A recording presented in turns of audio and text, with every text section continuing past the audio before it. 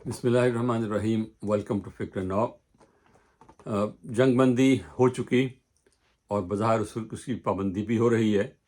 पाकिस्तान के वक्त के मुताबिक सुबह 6 बजे, ईरान के वक्त के मुताबिक 4 बजे जो है वो जंग बंदी लागू हो गई है।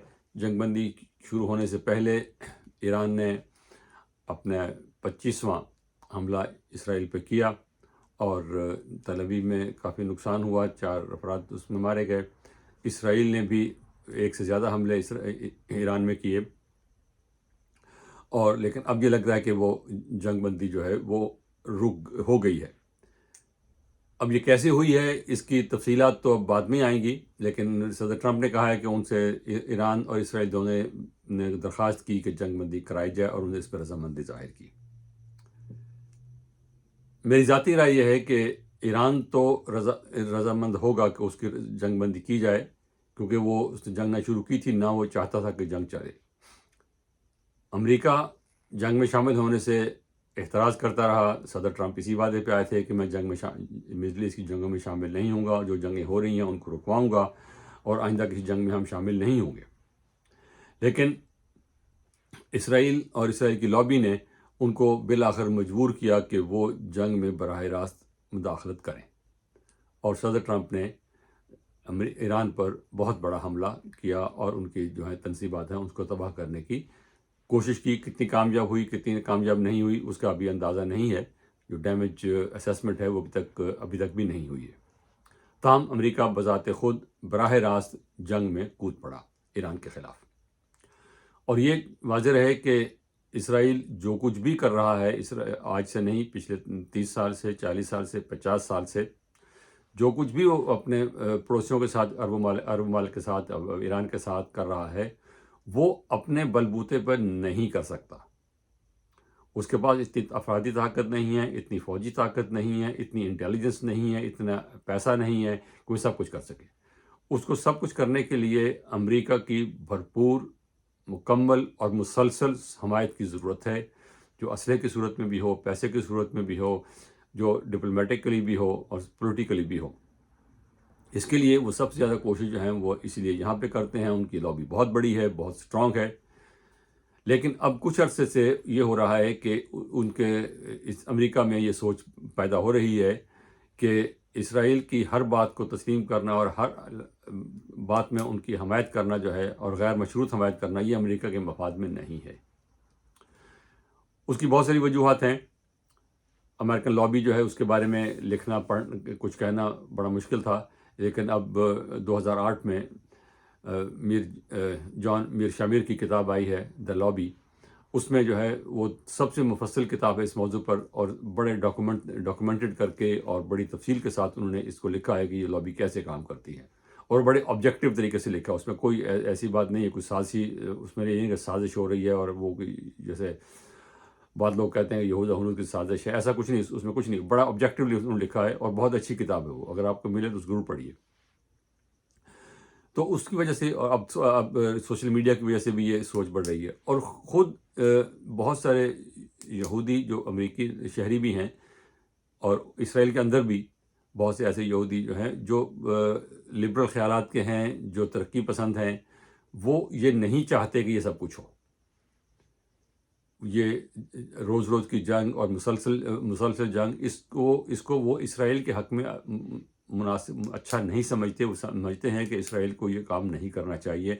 इसराइल को अपने जो हैं पड़ोसी जो हैं उनके साथ मिलकर रहना चाहिए। वो चाहते हैं कि इसराइल जो है वो 67 के जो इलाके हैं उनमें फ़लस्तीनियों की एक आज़ाद रियासत कायम करे और उनके साथ मिलकर रहे। लेकिन दूसरी जो तबका है वहाँ पर, और अब जो है वो उनकी अक्सरियत हो गई है। पिछले कुछ साल पहले उनकी अक्सरियत नहीं थी, लेकिन अब उनकी पार्लियामेंट में इलेक्शन में वही लोग सामने आ रहे हैं। और वो पहले लिकूद की सूरत में थे, लेकिन अब लिकूद से भी बढ़कर जो है एक्सट्रीमिस्ट पार्टी जो है उनकी शदीद मजहबी ख़यालात वाली, वो जो है बरसर इक़्तिदार हैं और बहुत सालों से बरसर इक़्तिदार हैं। इस वक्त भी वो ऐसी पार्टी जमातें जो हैं इजरायली हुकूमत में शामिल हैं, जो वाज़ेह तौर पे कहती हैं कि तमाम फ़लस्तीनियों को यहाँ से ख़त्म कर दिया जाए, निकाल दिया जाए, ख़त्म कर दिया जाए, उनको भूखा मारा जाए, जो भी जाए। और इसराइल को जो है वो ग्रेटर इसराइल जो है वो उनके नक्शों पर, उनके बातों पर मौजूद है। اور وہ چاہتے ہیں کہ گریٹر اسرائیل جو ہے بنایا جائے. تو اس وقت جو ہے وہ امریکہ میں یہ اس سوچ کے خلاف جو ہے وہ ایک رد عمل سامنے آ رہا ہے. صدر ٹرمپ نے لگتا یہ ہے کہ اسرائیل لابی کے پریشر میں اور ان کے کہنے پر جنگ میں شمولیت کی، اور پہلے کچھ عرصہ وہ شامل نہیں ہوئے. اسرائیل نے جنگ شروع کی ایران کے خلاف، امریکہ نے اس میں شامل نہیں ہوا، اور نیتنیاہو بار بار یہ کہتے رہے کہ امریکہ کو جو ہے وہ سامنے آنا چاہیے، امریکہ کو حمایت کرنی چاہیے، کھل کے کرنی چاہیے. لیکن امریکہ نے اس زبانی حمایت کے علاوہ عملی طور پہ حمایت نہیں کی، کیونکہ امریکہ جو ہے وہ یوکرین سے نکلنا چاہتا ہے، اور فار ایسٹ کی طرف، چائنا کی طرف جانا چاہتا ہے، وہاں پر ان کو زیادہ خطرہ ہے. تو بالآخر وہ صدر ٹرمپ کو مجبور کیا گیا، ان کو پرسویٹ کیا گیا کہ وہ یہ اس کام میں آئیں، اور وہ جو ہے خود اس میں شامل ہوئے بھی. اس سے پہلے آپ کو یاد ہوگا کہ امریکہ اور ایران کے درمیان مذاکرات چل رہے تھے کہ ایک نیا معاہدہ کیا جائے. پہلے صدر اوباما کے دور میں معاہدہ ہوا تھا، اس معاہدے کو اسرائیل کے کہنے پر ہی، نیتنیاہو کے کہنے پر، لابی کے کہنے پر، صدر ٹرمپ نے جب پہلی دفعہ حکومت میں آئے ہیں ان کے کہنے پر اس کو معاہدے کو توڑ دیا انہوں نے.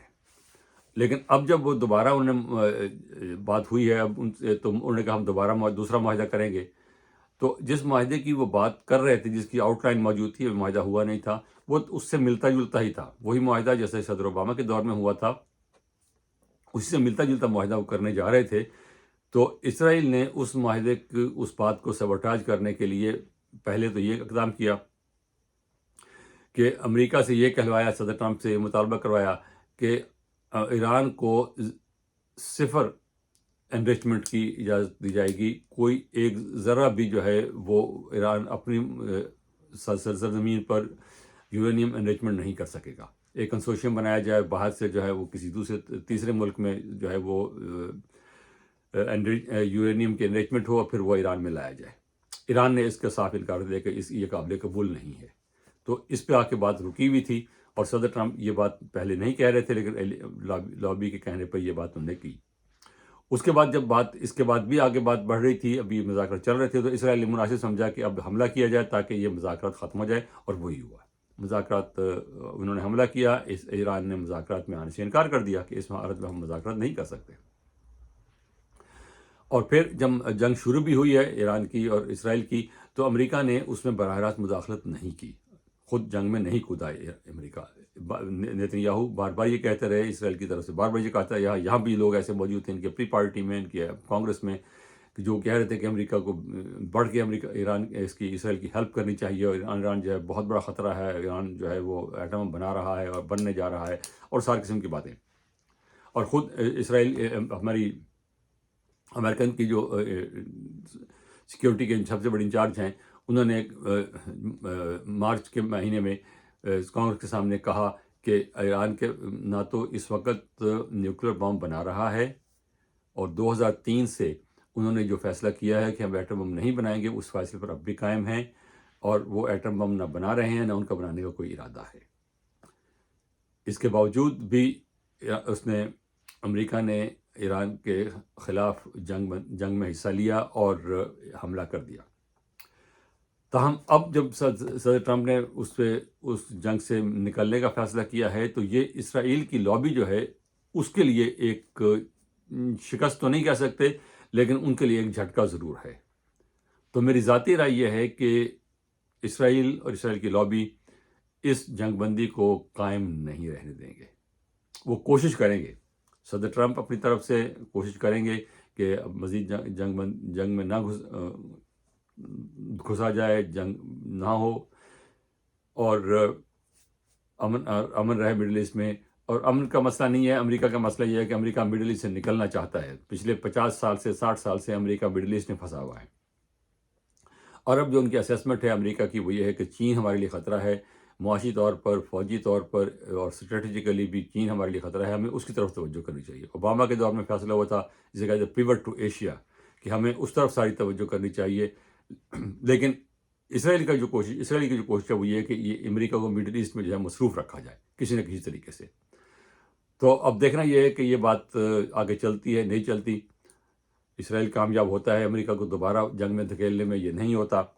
ایران کیا رویہ اختیار کرتا ہے اس سے بعد میں پتہ چلے گا۔ اور امریکہ جو ہے یوکرین سے بھی نکلنا چاہتا ہے، یوکرین والی جنگ بھی جو ہے امریکہ کو بہت مہنگی پڑ رہی ہے، ہر لحاظ سے جو ہے وہ خرچہ ہو رہا ہے، اسلحہ دیا جا رہا ہے، کروڑوں اربوں ڈالر جو ہے آج تک خرچ ہو چکے ہیں، اور کوئی نظر نہیں آتا کہ وہاں کوئی حاصل وصول ان کو ہوگا۔